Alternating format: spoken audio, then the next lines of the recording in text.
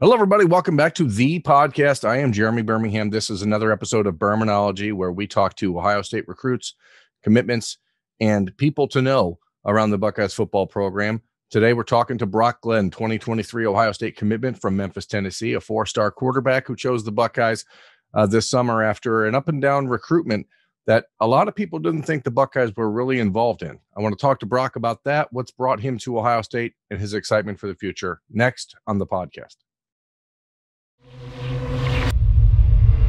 Brock Glenn joins the podcast. I have been looking forward to talking to you for a while, Brock. You're a kid that a lot of people in this recruiting process of yours didn't really know how interested you were in Ohio State, because it just sort of seems like your style to keep things close to the vest. When did this relationship with you and the Buckeyes really go up a notch in your mind?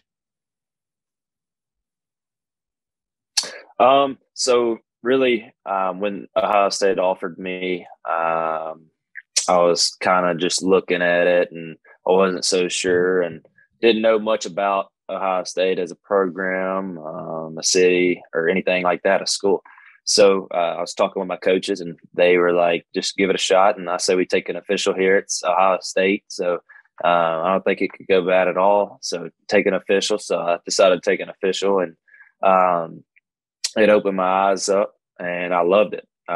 It really was 10 times better than I thought it'd be. It turned out to be one of my favorite officials that I took. And it just being able to see and talk with the coaches in person really clarified a lot of things, and just getting to see the city and what I'd be surrounded by. It was awesome. It was better, way better than I thought it'd be.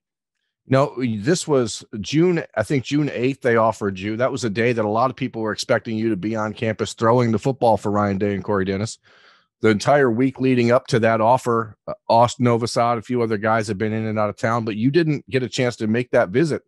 And then they still offered. What did that mean to you, knowing that they had decided, hey, it doesn't matter if he's here for camp, this is the guy we want?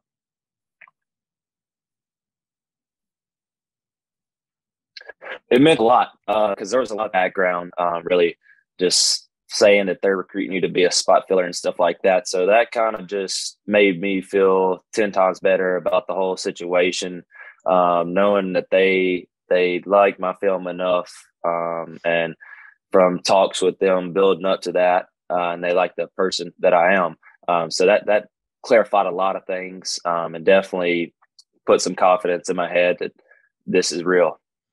How do you fight that sort of narrative if people telling you, hey, your position in their class doesn't matter, when clearly you're a quarterback? I wrote about this in May. This position in the class of 2023 is basically a lottery ticket for this quarterback in the class, because you can walk in pressure free essentially and have an opportunity to really leave a mark, not just on Ohio State football, but college football, because that position at Ohio State is so big right now. I mean, was it hard to block out that noise and realize, hey, this is an actually really good opportunity? Not really. I mean, I know that in this whole recruiting process, there's going to be a lot of haters and a lot of people that have their own opinion. And really, that's something that this whole recruiting process has taught me, is that it doesn't matter what they say. It's all about what you think, what you feel, and what you know based on the information that you've been given. So it wasn't too hard to block them out. And I just knew that, like you said, it's a great opportunity that you can't pass up. So I went with my gut, and I'm betting on myself. So it wasn't hard. It's easier to bet on yourself when you look at this class of 2023 for Ohio State on rivals.com. It's the number 2 ranked class in the country. You have 4 of the top 15 ranked wide receivers in the nation committed. How have these relationships with you and Brandon Ennis and Carnell Tate and Bryson Rogers and Noah Rogers, have you started to grow those yet? Or is this still sort of a feeling out process, and then maybe it launches a little bit when you guys get to hang out this weekend again when Ohio State plays Notre Dame? I've gotten a lot closer with them. I've gotten to talk to them, and I've texted them, and we're in a big group chat, all the commits, like that. So we get to talk here and there. So I've definitely gotten a lot closer with them than I was before. And they're great guys, great people. And I met Brandon while I was on my official, as well as No Rogers. I look forward to, and Luke also met him. I look forward to getting to meet a bunch of guys that are going to be there. So, because I know it's going to be packed. So I really do look forward to this weekend coming up versus Notre Dame. You know, as a kid that has not been to Ohio State for a game day environment, you're going to walk into the opening night of this season, 100th year of Ohio Stadium, Notre Dame top 5 matchup. Do you have a sense of what this game is going to be like as a player, as a guy walking in there? I mean, has anyone kind of given you a heads up as to what to expect? Well, like you've said, I've never been to a game, but Luke and all the other recruits and Coach Corey Dennis are all telling me how great the atmosphere is and how it's going to be just lit up and jumping and just a great atmosphere. So I'm super excited and look forward to going in there and seeing what it's all about. I'm just ready. I'm pumped up. How has their life changed, Brock? I mean, before the Ohio State recruitment really kicked up a notch, there was a lot of talk about Auburn, Florida State, a few other schools. Ohio State, obviously, as you said, was just way different than you anticipated. But how does that made your life in Memphis and in your hometown change since committing to Ohio State? Has it been just different? Not really. I know I did shock a lot of people, especially in Covington. They all thought I was going to Auburn. And then shocked some of the media guys as well because they thought I was going to Florida State. So it hadn't changed too much. I have a good support system here in Covington as well as Memphis, and they all respected my decision. I may have shocked them, but they still respect it, and they've stuck with me ever since. So it hadn't changed too much. And now, with the commitment behind you, all the recruiting stuff behind you, focusing on your senior year, what have you taken out of this summer? I know you were at the Elite 11. You were really good out there. I was out in California watching that. What did you gain from this summer to help you and your teammates this year at Lausanne? Honestly, how important relationships are. That's the main thing this recruiting process taught me, to always value relationships. No matter what. So I've kind of tried to apply that, and then to my team and my teammates as well. We try to go eat after practice as much as possible, hang out, do team bonding events, stuff like that. I had a lot of my teammates stay over at my house after the commitment. We always, like I said, try to go eat. So we're a super close team. We have really strong relationships. And then also from the Elite 11, just kind of being a leader, making everybody rise with you. So just working hard. My Lausanne, we know what we have to do and who we have to play and all of that to accomplish what we want to accomplish. So I've just been trying to be the best leader I can be. So probably relationships and leadership. How much did you know about Ryan Day before the first time you had a conversation with him? And just for people out there listening, I guess one of the things that I'm interested in is, how do you know that a coach is the real deal when it comes to the position that you're playing? I mean, obviously you're a younger fellow. You maybe don't have as much years behind you as Coach Day does at the quarterback position, but how do you know when a guy is talking to you that he gets it? Just looking at his record. I mean, dominated, led Ohio State to great success, top 5 team each and every year.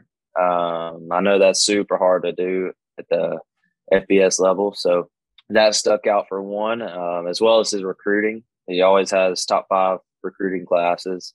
And then just looking at his past and recent quarterbacks, he's coached right now, CJ Stroud,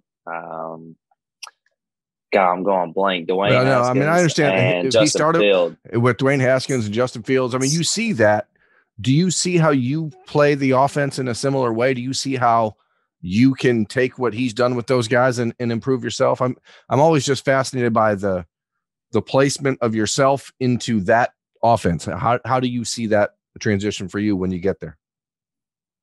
I think it fits me perfectly. So we had fall camp like four weeks ago, and I had a lot of downtime. So I was watching film, and I was watching Ohio State film, and the more I watched it, the more I just fell in love with it because I knew how well it fit me. We do a lot of the same things that they do, formations and play calls and stuff like that, and just the route combos and stuff like that. Brock, so who are you off the field? Let's talk. Each and every day, it just hit me. Well, it's certainly one of. I like in my free time. I like to hunt and fish. Hunting and fishing. Sorry, have you found a spot? Have you started to look around Columbus and find a spot that you can do that kind of stuff? No, sir, not yet. But I do plan to quit once I get there. Well, Columbus is a big city, but there's a lot of rural area around it, so there's plenty of spots to go.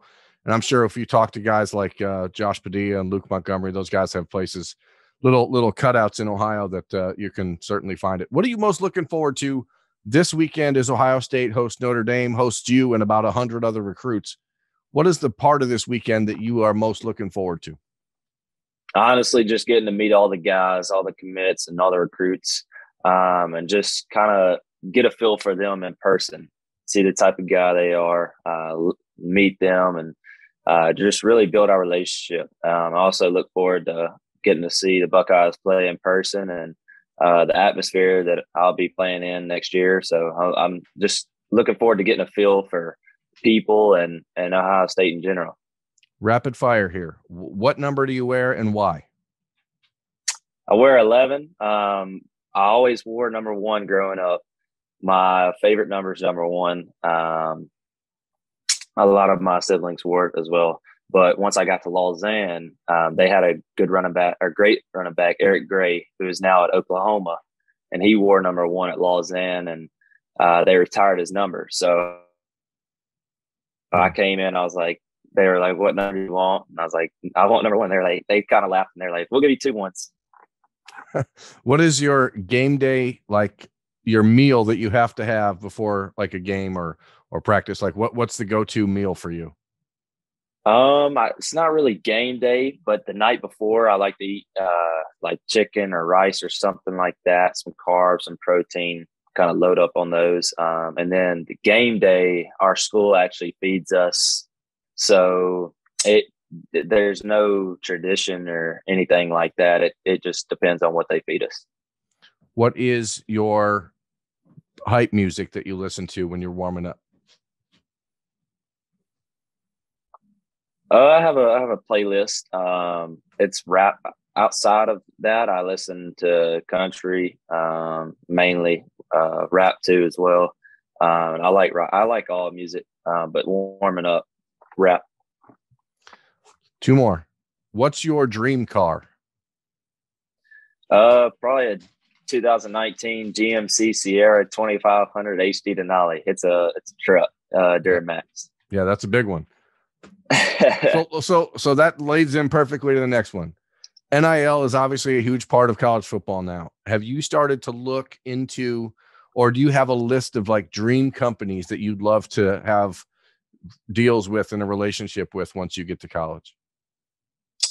Yes, sir. I do. I haven't really started to look that much because I know in Tennessee it's not allowed for us yet until after we graduate high school. So some dream ones would be like Nike, Gatorade, maybe a couple hunting brands and stuff like that, or probably GMC as well. Well, I mean, you got to get that truck somehow, right? Yes, sir. Well, look, man, we really do appreciate you. I know you just got done with practice tonight and you've had a long weekend, big week ahead. And obviously your first trip to Ohio Stadium to see the Buckeyes in person play a game. So looking forward to seeing you there on Saturday night in Columbus, and really appreciate you, Brock Glenn, for taking this opportunity to join Birminology on the podcast. Yes, sir. Thank you for having me. I'm blessed. No problem at all. That's Brock Glenn. I'm Jeremy Birmingham. This has been Birminology. Thank you for watching. We'll catch you next time.